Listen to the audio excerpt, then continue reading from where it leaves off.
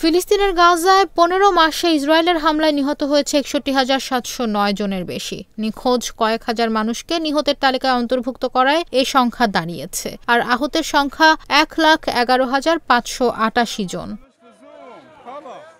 কাতার ভিত্তিক সংবাদ মাধ্যম আল জাজিরা জানায়, গাজার সরকারি তথ্য অফিসের প্রধান এক সংবাদ সম্মেলনে এসব তথ্য জানান। যুদ্ধে নিহত ফিলিস্তিনিদের মধ্যে ৭৬% মরদেহ উদ্ধার করে চিকিৎসা কেন্দ্রে নিয়ে যাওয়া সম্ভব হয়েছে। তবে এখনও অন্তত ১৪,২২২ জন ধ্বংসস্তূপের নিচে চাপা পড়ে আছেন বলে ধারণা করা হচ্ছে।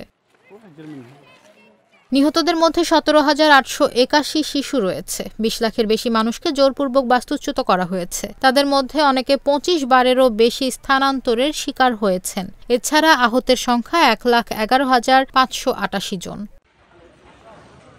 গাজায় হতাহতের নতুন পরিসংখ্যানটি এমন এক সময়ে এলো যখন ইসরায়েল ও হামাসের মধ্যে যুদ্ধবিরতি চলছে। গত ১৫ মাসের আগ্রাসনের সাময়িক বিরতি বলা যায় একে। চলমান যুদ্ধবিরতি আগামী মার্চের শুরু পর্যন্ত চলতে পারে।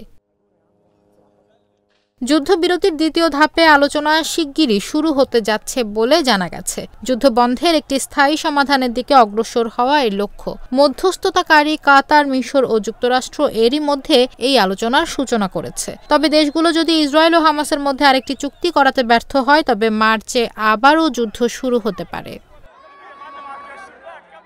যে বিশ্বাসগুলোকে আমরা মিউচুয়াল ট্রাস্ট ব্যাংক পিএলসি বিশ্বাস করি প্রবলভাবে, একে অপরের বিশ্বাস হয়ে। Mutual Trust Bank. You can bank on us.